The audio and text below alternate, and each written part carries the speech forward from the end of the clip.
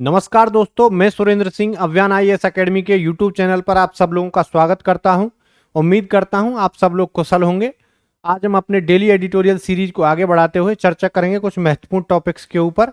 आज के हमारे महत्वपूर्ण टॉपिक्स हैं, देख लेते हैं। पहला टॉपिक है रेपो रेट, दूसरा है पार्लियामेंट्री प्रिविलेजेज, संसदीय विशेषाधिकार, तीसरा है इंडियाज हायर क्लाइमेट टारगेट्स। तो देख लेते हैं अपना पहला टॉपिक रेपो रेट। क्या है? रेपो रेट बढ़ा और महंगा होगा कर्ज। तो रेपो रेट बढ़ने से कर्ज कैसे महंगा होगा, इस सब के बारे में हम आज जानेंगे। आज अपने टॉपिक हम मौद्रिक नीति को भी इसके साथ साथ पढ़ेंगे। यदि आज आप मेरे साथ मौद्रिक नीति को पढ़ते हैं तो इसके बाद आपको मौद्रिक नीति को कहीं से भी पढ़ने की जरूरत नहीं है। मैंने पूरा मौद्रिक नीति इसमें अच्छी तरह से कवर कराया है। आप मेरा लेक्चर पूरा देखें और अंत तक बने रहें, आपको बहुत कुछ सीखने को मिलेगा। पहला topic repo rate. I on inflation, RBI goes for third rates hike this year. तो इन्फ्लेशन को कंट्रोल करने के लिए आरबीआई ने रेपो रेट को बढ़ाया है। तो न्यूज देख लेते हैं, रेपो रेट बढ़ने पर क्या होता है। दरों में बढ़ोतरी का मामला फिर से चर्चा में है। इसका असर होम लोन सहित कर्जदारों के टर्म लोन पर भी दिखेगा। आमतौर पर जब आरबीआई रेपो दर में बढ़ोतरी करता है तो यह बैंकों जैसे उधारदाताओं के लिए धन की लागत को बढ़ाता है। दरों में बढ़ोतरी का मतलब है कि बैंकों को आरबीआई से उधार लिए गए पैसे के लिए अधिक भुगतान करना होगा। तो देख लेते हैं कि आरबीआई रेपो रेट को क्यों बढ़ाता है। तो आपको पता है कि आरबीआई बैंकों का बैंक है। बैंकों का बैंक मतलब जो भी बैंक वाणिज्यिक बैंक हैं या प्राइवेट बैंक हैं, उनको यदि धन की जरूरत पड़ेगी तो वो कहां जाएंगे? आरबीआई के पास जाएंगे। अब आरबीआई का पहला काम क्या है? आरबीआई का पहला काम है मूल्य स्थिरता, यानी बाजार में जो भी मुद्रा का प्रचलन है उसको कम या ज्यादा करके मूल्य स्थिरता बनाए रखना। दूसरा, एक्सचेंज रेट को, विनिमय दर को कंट्रोल रखना। जैसे भारतीय रुपए का डॉलर के मुकाबले, यूरो के मुकाबले और भी मुद्राओं के मुकाबले उनको स्थिरता प्रदान करना आरबीआई का काम है। तो रेपो रेट क्यों बढ़ाता है, रेपो रेट क्यों कम करता है, इसका आज पूरा रीजन हम अच्छी तरह से समझेंगे। तो आरबीआई का जो काम है वो क्या है? मुद्रा के प्रवाह को नियंत्रित करना। तो कैसे? मान के चलिए 2 किलो टमाटर की कीमत जो है वो 100 रुपए होती है और भारत सरकार द्वारा कोई योजना चलाई जाए, जैसे प्रधानमंत्री सूटकेस ले लो योजना, इसकी सहायता से या कोई व्यक्ति नरेगा के माध्यम से पैसा कमाया जाए, या केंद्रीय बैंक को भारत सरकार के द्वारा बोला जाए कि आप और नोट छापिए जिससे मुद्रा का प्रवाह बाजार में बढ़ जाए, तो लोगों के पास मान लीजिए पैसा बढ़ जाए और हमारे पास टमाटर का उत्पादन इतना ही रहे, तो इस टमाटर की कीमत क्या हो जाएगी दोस्तों? बढ़ जाएगी। कैसे? पहले मार्केट में कितने? 100 ही रुपए थे, तो इसकी कीमत 100 रुपए थी। और अब मार्केट में पैसा बढ़ गया तो एक कस्टमर उसके 100 रुपए देगा तो दूसरा उसके 110 देगा, और हमारे पास चूंकि उत्पादन स्थिर है, उतना ही बना हुआ है, तो कीमतें बढ़ जाएंगी। तो आरबीआई का क्या काम है कि आरबीआई या तो टमाटर के उत्पादन को बढ़ा दे और या इस रुपए को मार्केट से खींच ले। तो आरबीआई को अगर ऐसा करना पड़ा कि टमाटर के उत्पादन को बढ़ा दे, तो उसको ऐसा करना पड़ेगा कि अपने पूरे कर्मचारियों को वो टमाटर उत्पादन में लगा दे, परंतु ऐसा करना इम्पॉसिबल है। तो आरबीआई क्या कर सकता है? इस पैसे को मार्केट से खींच सकता है। और वो कैसे खींच सकता है? उसके पास कुछ टूल्स हैं, जैसे रेपो रेट है, रिवर्स रेपो रेट है, ओपन मार्केट ऑपरेशन है, कैश रिजर्व रेशियो है। ऐसे कुछ टूल्स हैं जो हम आगे अपने लेक्चर में पढ़ेंगे। तो आरबीआई का काम क्या है? बाजार से मुद्रा को के प्रवाह को सोखना या मुद्रा के प्रवाह को बढ़ाना। तो आगे चलते हैं हम। मौद्रिक नीति, आरबीआई इसके लिए एक मौद्रिक नीति बनाती है। मौद्रिक नीति में आरबीआई का गवर्नर मौद्रिक नीति समिति का अध्यक्ष होता है। मौद्रिक नीति समिति में टोटल 6 सदस्य होते हैं। गवर्नर के अलावा डिप्टी गवर्नर और एक आरबीआई के बोर्ड के द्वारा नियुक्त व्यक्ति और 3 उसमें भारत सरकार के द्वारा नियुक्त व्यक्ति शामिल किए जाते हैं। देश का काम, मौद्रिक नीति एक ऐसी नीति होती है जिसके माध्यम से किसी देश का मौद्रिक प्राधिकरण हमारे देश का कौन है? आरबीआई है। उस देश का सेंट्रल बैंक उस देश की अर्थव्यवस्था के अंदर ब्याज की दरों को नियंत्रण के माध्यम से मुद्रा की पूर्ति को नियमित और नियंत्रित करता है, ताकि वस्तुओं के दामों में बढ़ोतरी से बचा जा सके और अर्थव्यवस्था को विकास की तरफ अग्रसर किया जा सके। अभी मान के चलिए हमने पढ़ लिया कि पैसा बढ़ गया, और अभी मान के चलिए टमाटर बढ़ गए और पैसा इतना ही रहा, तो आरबीआई क्या करेगा? भाई टमाटर बढ़ गए तो जो उत्पादक है उसको अपनी लागत भी नहीं मिलेगी। इसलिए आरबीआई का काम है कि मार्केट में पैसे का फ्लो बढ़ाए जिससे कि संतुलन बना रहे। तो यही है। आगे पढ़ते हैं, भारत की मौद्रिक नीति के उद्देश्य क्या क्या हैं। पहला है मूल्य स्थिरता, जो आपको बताया कि वस्तुओं की कीमतों में एकदम से उछाल और एकदम से गिरावट ना आए, उसके लिए आरबीआई का काम है मौद्रिक नीति बनाना।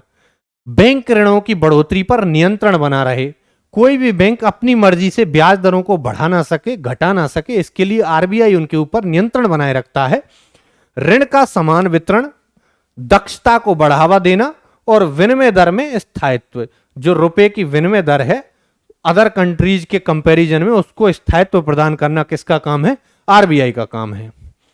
मौद्रिक नीति केंद्रीय बैंक द्वारा अपनाए गए साख नियंत्रण संबंधी उपायों से संबंध रखती है। साख नियंत्रण के कितने? 2 प्रकार हैं। पहला मात्रात्मक और दूसरा गुणात्मक। मात्रात्मक को परिणामात्मक क्वांटिटेटिव और दूसरा गुणात्मक को प्रत्यक्ष साख नियंत्रण भी बोला जाता है। तो इसके क्या क्या टूल्स हैं? जो मौद्रिक नीति के क्वांटिटेटिव टूल हैं, जो मात्रात्मक टूल हैं, वो है बैंक दर, नकद आरक्षित अनुपात, कैश रिजर्व रेशियो, खुले बाजार की क्रियाएं, open market operation, repo rate, reverse repo rate, वैधानिक तरलता अनुपात, स्टैट्यूटरी लिक्विडिटी रेशियो, नकद तरलता अनुपात, कैश लिक्विडिटी रेशियो।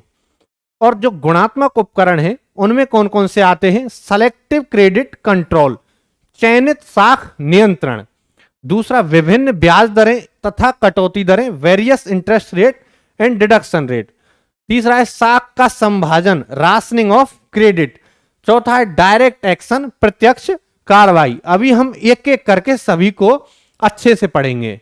बैंक दर, जब बैंक दर में परिवर्तन होगा तो बाजार में क्या होगा वो पढ़ेंगे। सबसे पहले बैंक दर में परिवर्तन द्वारा साख की मात्रा पर प्रभाव पड़ता है। तो बैंक दर अगर आरबीआई बढ़ाएगा तो बाजार में क्या प्रभाव पड़ेगा वो हम देख लेते हैं। अगर बैंक दर, तो बैंक दर क्या है? बैंक दर वह दर है जिस पर वाणिज्यिक बैंक आरबीआई से लंबे समय के लिए, लॉन्ग टर्म के लिए पैसा उधार लेते हैं। तो मान के चलिए कि अभी बैंक दर 4% है और ये वाणिज्यिक बैंक आरबीआई से पैसा 4% पे उधार ले रहे हैं, और अभी आरबीआई ऐसा करे कि इसको 4.5% कर दे, तो क्या होगा? ये आरबीआई का बैंक रेट है और ये वाणिज्यिक बैंक हैं, जैसे एसबीआई है, पीएनबी है, एक्सिस बैंक है और भी सारे बैंक्स हैं। ये इससे 4% पे अभी ऋण ले रहे हैं और इनका जो ग्राहकों को ब्याज देना है उसका भी कोई रेट होगा। मान के चलो 12% ये रेट है और ग्राहक 12% पे इन बैंक से ऋण ले रहे हैं। अभी जब 4.5% हो जाएगा तो इनकी लागत भी बढ़ेगी और ये लोन क्या हो जाएगा? महंगा हो जाएगा। और जो ग्राहक अपना कोई काम करना चाहते हैं, जैसे कोई एसी खरीदना चाहता है, कोई बाइक खरीदना चाहता है और वो चाहता है कि लोन लेकर के ये सब काम करे, और अगर लोन महंगा हो गया तो वो क्या करेगा? उस चीज को टाल देगा। वो सोचेगा कि जब लोन सस्ता होगा तो मैं सब काम करूंगा। तो इन बैंकों के पास से ग्राहक लोन लेना कम कर देंगे तो मार्केट में पैसा कम पहुंचेगा और ये बैंक फिर आरबीआई से पैसा कम लेंगे तो रेपो रेट के बढ़ने से मार्केट में पैसे का फ्लो कम हो जाएगा, और जब पैसे का फ्लो कम हो जाएगा तो इन्फ्लेशन को कंट्रोल किया जा सकता है। तो आपने समझ लिया, रेपो रेट बढ़ा तो क्या हुआ। इसी तरह रेपो रेट घट जाए तो क्या होगा, रेपो रेट घटेगा तो मार्केट में पैसे का फ्लो बढ़ जाएगा। कम होने पर लोन, अगर बैंक रेट कम हो जाएगा तो लोग लोन लेना ज्यादा कर देंगे। ऐसा आरबीआई की रेपो रेट से, बैंक रेट से ऐसा होता है। रेपो रेट भी एक ही टूल है। रेपो रेट में और बैंक रेट में केवल इतना अंतर है कि बैंक रेट पर लॉन्ग टर्म के लिए ऋण लिए जाते हैं और रेपो रेट पर 1 साल से कम के लिए लोन लिए जाते हैं। वो पढ़ेंगे आगे, अभी हम तो देख लेते हैं। यदि बैंक दर बढ़ा दिया जाता है तो अर्थव्यवस्था में साख की मात्रा कम हो जाती है, तथा इसके विपरीत यदि बैंक दर घटा दिया जाए तो अर्थव्यवस्था में साख की मात्रा में वृद्धि हो जाती है। साख की मात्रा मतलब मुद्रा का प्रवाह। बैंक दर में परिवर्तन द्वारा विदेशी पूंजी के विनियोग की मात्रा पर प्रभाव पड़ता है। कैसे? बैंक दर में वृद्धि होने से पूंजी पर लाभ या ब्याज की मात्रा बढ़ने से विदेशी पूंजी का आगमन बढ़ जाता है। इसके विपरीत ब्याज दर कम करने से विदेशी पूंजी हतोत्साहित होती है। आपने पिछली न्यूज में सुना था कि अमेरिका में लगातार ब्याज दरें बढ़ती जा रही हैं, जिससे कि भारत से विदेशी पोर्टफोलियो निवेश है वो अमेरिका में जाके शिफ्ट हो रहा है। ऐसा क्यों है? क्योंकि वहां पे उनको ब्याज दर ज्यादा मिल रही है। अगर बैंक अपना ब्याज दर बढ़ाएगा तो विदेशी पूंजी आकर्षित होगी, और अगर ब्याज दर कम करेगा तो विदेशी जो निवेशक हैं वो अपना पैसा बाहर के बैंकों में ले जाके जहां उनको ज्यादा ब्याज मिल रहा है वहां शिफ्ट कर देंगे। आगे चलते हैं। नकद आरक्षित अनुपात, कैश रिजर्व रेशियो, ये क्या है? सभी अनुसूचित वाणिज्यिक बैंकों को, कौन से? अनुसूचित वाणिज्यिक बैंकों को अपनी समग्र जमाओं का, उनके पास जो भी जमाएं हैं उनका एक निश्चित प्रतिशत भारतीय रिजर्व बैंक के पास अनिवार्यतः रखना पड़ता है। मतलब अगर किसी वाणिज्यिक बैंक के पास मान लीजिए 1 लाख रुपए की जमाएं हैं तो आरबीआई उनको एक निश्चित सीमा, एक निश्चित हिस्सा, मान 10% मान लीजिए, ये आरबीआई के पास इनको रखना पड़ेगा। अब यदि आरबीआई सीआरआर को, कैश रिजर्व रेशियो को बढ़ा दे कि बोले 10% नहीं, अभी आपको 12% रखना पड़ेगा, तो आरबीआई के पास उधार देने के लिए पैसा कम बचेगा। अभी कितना रख रहा था? 10,000, अब कितना रखेगा? 12,000। तो अभी उधार देने के लिए पैसा कम है तो मार्केट में मुद्रा का फ्लो कम हो जाएगा। यह भी एक मात्रात्मक टूल है मुद्रा के प्रवाह को कंट्रोल करने का। और यदि सीआरआर को कम कर दिया जाए तो पैसा उधार देने के लिए ज्यादा बचेगा, तो मार्केट में मुद्रा का प्रवाह बढ़ जाएगा। खुले बाजार की क्रियाएं, ओपन मार्केट ऑपरेशन, इसमें आरबीआई प्रतिभूतियों का क्रय विक्रय करता है। जब मार्केट में मुद्रा का प्रवाह बढ़ जाता है तो आरबीआई अपने पास जो प्रतिभूतियां हैं, जो भारत सरकार जब लोन लेती है या कोई भी राज्य सरकार जब लोन लेती है तो कुछ प्रतिभूतियां जारी कर सकती है। उन प्रतिभूतियों के बदले में उनको लोन दिया जाता है। वो प्रतिभूतियां आरबीआई वाणिज्यिक बैंकों के लिए सेल करती है। कब? जब मार्केट में पैसे का फ्लो बढ़ जाता है। अब उन प्रतिभूतियों को जब सेल करेगी तो मार्केट से जो पैसा है वो आरबीआई के पास पहुंच जाएगा, तो मार्केट में पैसे का फ्लो कम हो जाएगा। और जब मार्केट में पैसे का फ्लो कम हो जाए तो उसको बढ़ाने के लिए आरबीआई क्या करेगा? बाजार से प्रतिभूतियों को खरीदेगा, वाणिज्यिक बैंकों से प्रतिभूतियां खरीद लेगा, जिससे पैसा बैंकों के पास पहुंच जाएगा। आगे चलते हैं। स्टैट्यूटरी लिक्विडिटी रेशियो, सीआरआर में क्या था कि बैंकों को अपनी जमाओं का निश्चित अनुपात आरबीआई के पास रखना पड़ता था, पर एसएलआर में क्या है? वैधानिक तरलता अनुपात में अपनी जो लायबिलिटीज हैं उनका एक निश्चित हिस्सा, कुल दायित्वों का एक निश्चित हिस्सा उनको अपने पास रखना पड़ता है, नकद या प्रतिभूतियों के रूप में। ये एसएलआर हो गया। रेपो रेट क्या है? यह अल्पकालीन, इंपॉर्टेंट, अल्पकालीन तरलता उपलब्ध कराने के लिए एक महत्वपूर्ण व्यवस्था है। इसके अंतर्गत केवल 1 वर्ष तक के लिए ऋण प्राप्त किया जा सकता है। जब वाणिज्यिक बैंक अपनी प्रतिभूतियां भारतीय रिजर्व बैंक को इस शर्त पर विक्रय करते हैं कि रिजर्व बैंक इन प्रतिभूतियों को अल्पकाल में पुनः खरीद लेगा, तो रिजर्व बैंक को इस देय ब्याज की दर रेपो रेट कहलाती है। समझ गए आप? Reverse repo rate, repo rate वो रेट है जिस पर वाणिज्यिक बैंक आरबीआई से उधार लेते हैं, और रिवर्स रेपो रेट वो रेट है जब बैंक के पास पैसा ज्यादा हो जाए या बैंक अपना पैसा ग्राहकों को देने की बजाय आरबीआई के पास रखना चाहे, तो उसको भी तो कोई ब्याज मिलेगा। तो जो ब्याज मिलता है उसको बोलते हैं, जो जिस रेट पर ब्याज मिलता है उसको बोलते हैं रिवर्स रेपो रेट। यानी आरबीआई वाणिज्यिक बैंकों को उनका पैसा रखने के एवज में जो ब्याज देता है उसको बोलेंगे रिवर्स रेपो रेट। भारतीय रिजर्व बैंक प्रतिभूतियां बेचकर वाणिज्यिक बैंकों से संसाधन प्राप्त करता है तथा भविष्य में उन प्रतिभूतियों को पुनः वापस करने का समझौता भी करता है। नकद तरलता अनुपात, ये भी वही है जो सेम है। गुणात्मक या प्रत्यक्ष साख नियंत्रण, गुणात्मक नियंत्रण, साख नियंत्रण ऐसे उपाय जो किसी निश्चित क्षेत्र को प्रत्यक्ष रूप से प्रभावित करने के उद्देश्य से किए जाते हैं, गुणात्मक साख नियंत्रण कहते हैं। यह उपाय तब कारगर एवं महत्वपूर्ण होता है जब देश के भीतर कुछ क्षेत्रों को अधिक और कुछ क्षेत्रों को कम ऋण देना हित में होता है। मान के चलिए आरबीआई डिसाइड करे कि कृषि क्षेत्र को अधिक ऋण दिया जाए, तो इस टूल्स को वो अपना सकती है। तो गुणात्मक टूल्स के जो कार्य हैं वो क्या है? अर्थव्यवस्था के किसी एक या कुछ क्षेत्र को प्रभावित करना, देश में साख की उत्पादक और अनुत्पादक आवश्यकताओं में अंतर करना, निर्यात को प्रोत्साहित एवं आयात को हतोत्साहित करना। आपको पता है कि भारत का व्यापार घाटा लगातार बढ़ता जा रहा है। व्यापार घाटा कब बढ़ता है? जब किसी देश का आयात उसके निर्यात से कम हो जाए तो उसका व्यापार घाटा बढ़ जाता है। और आपको पता है विकासशील देशों का आयात हमेशा ही ज्यादा रहता है, क्योंकि उनकी आवश्यकताओं की पूर्ति वो खुद नहीं कर पाते हैं, उनको बाहर से चीजों को आयात करना पड़ता है। जैसे कि भारत को क्रूड ऑयल का आयात बाहर से करना ही पड़ता है, तो उसको निर्यात को प्रोत्साहन और आयात को हतोत्साहित करने का कार्य आरबीआई मॉनेटरी पॉलिसी गुणात्मक उपकरण के द्वारा कर सकती है। लाभकारी क्षेत्र को अधिक ऋण और अलाभकारी क्षेत्र को कम ऋण देना इनका काम है।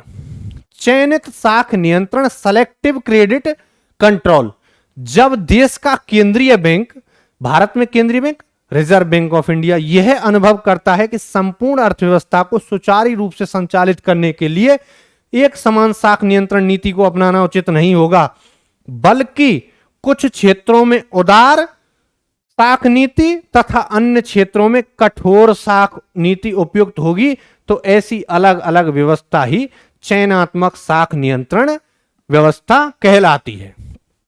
अगला, वेरियस डिस्काउंट रेट्स, विभिन्न कटौती दरें।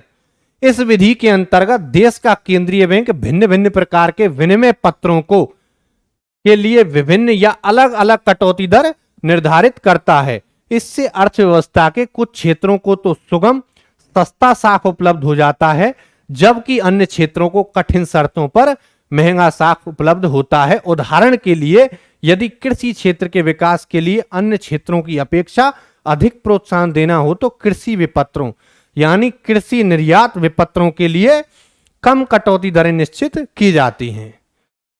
नकद कोषों में रियायतें, कंसेशन इन कैश फंड्स। इस उपाय के अंतर्गत किसी विशेष क्षेत्र में निवेश करने वाले बैंकों को एक निश्चित राशि तक नकद कोष रखने की छूट दी जाती है। परिणाम स्वरूप इन विशेष क्षेत्रों में निवेश को प्रोत्साहन मिलता है।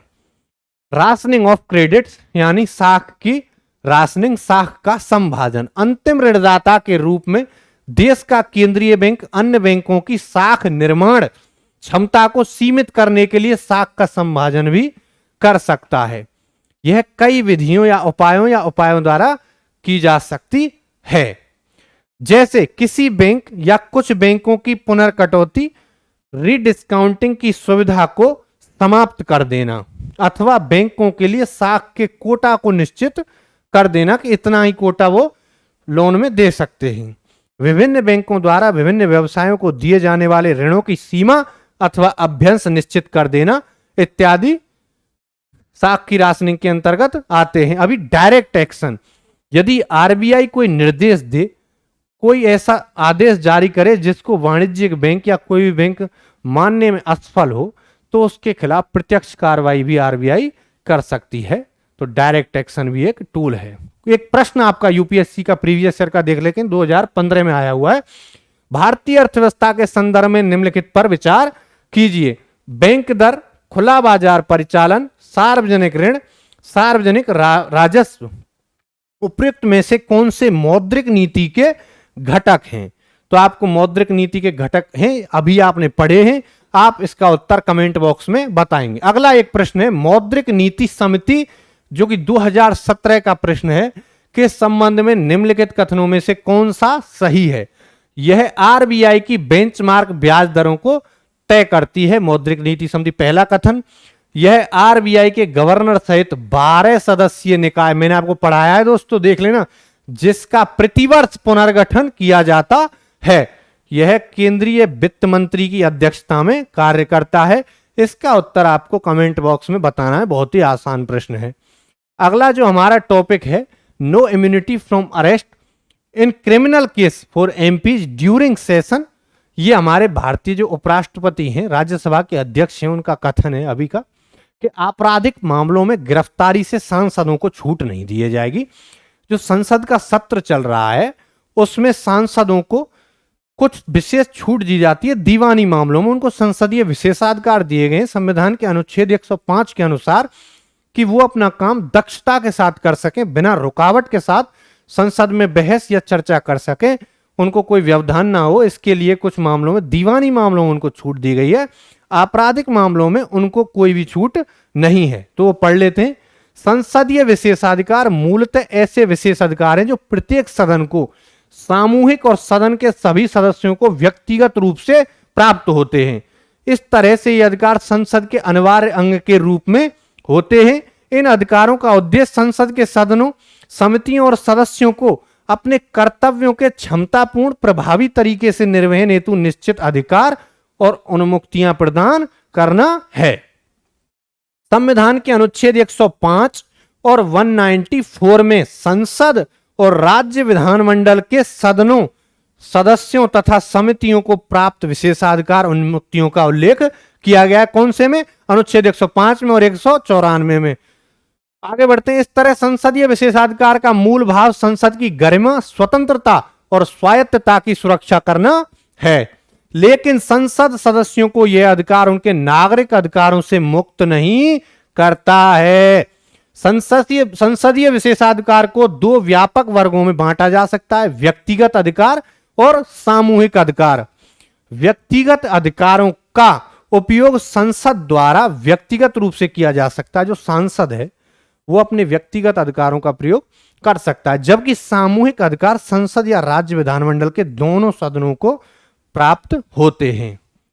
सामूहिक अधिकार के अंतर्गत संसद की रिपोर्ट, वाद विवाद कार्यवाहियों आदि मामले में अन्य प्रकार के प्रकाशन पर प्रतिबंध लगाना है। यह सामूहिक विशेषाधिकार है।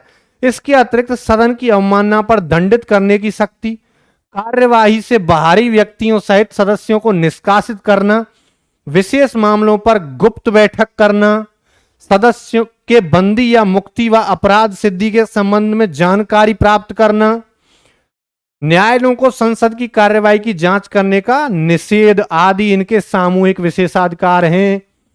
किसी सदस्य को प्राप्त व्यक्तिगत अधिकार, जिसकी अभी चर्चा की गई है, कि सदन के सत्र के दौरान, सत्र आरंभ होने के 40 दिन पहले और सत्र समाप्ति के 40 दिन बाद तक दीवानी मामलों में सदस्यों को गिरफ्तारी से उन्मुक्ति, संसद में सदस्यों को अभिव्यक्ति की स्वतंत्रता आदि शामिल हैं। तो केवल दीवानी मामलों में। इंडियाज हायर क्लाइमेट टारगेट्स तो क्या है? In Glasgow on November 1 Modi made 5 promise calling its Panchamrit. 5 promise किए जिनको पंचामृत कहा गया है। 2 of these were put in the updated NDC। पहला क्या है? Accordingly, India will now reduce its emission intensity by at least 45% instead of just 30 to 35% from 2005 levels by 2030। तो ये आपको पढ़ लेना है। It will ensure that at least 50% not 40% of its electricity generation come from renewable sources. 2030 तक नवीकरणीय ऊर्जा ये करना है इसका। India's original NDC content 3 main target for 2030, 33 से 35 reduction in emission intensity, emission per unit of GDP from 2005 level, 2005 के level से है। At least 40% of electricity generation to come from non fossil fuels, non fossil renewable sources, ठीक है। Increase in forest cover to create an additional carbon sink 2.5 to 3 billion tons, कितने 2.3 to 3 billion tons of carbon dioxide equivalent. तो आज के हमारे topic हैं जो यहीं पे खत्म होते हैं। उम्मीद करता हूं आप सब लोगों को मेरे द्वारा समझाए गए टॉपिक्स बेहतर समझ में आए होंगे और हम आगे मिलते हैं इसी तरह से इंपॉर्टेंट और महत्वपूर्ण टॉपिक्स पर चर्चा करेंगे। नमस्कार दोस्तों, धन्यवाद।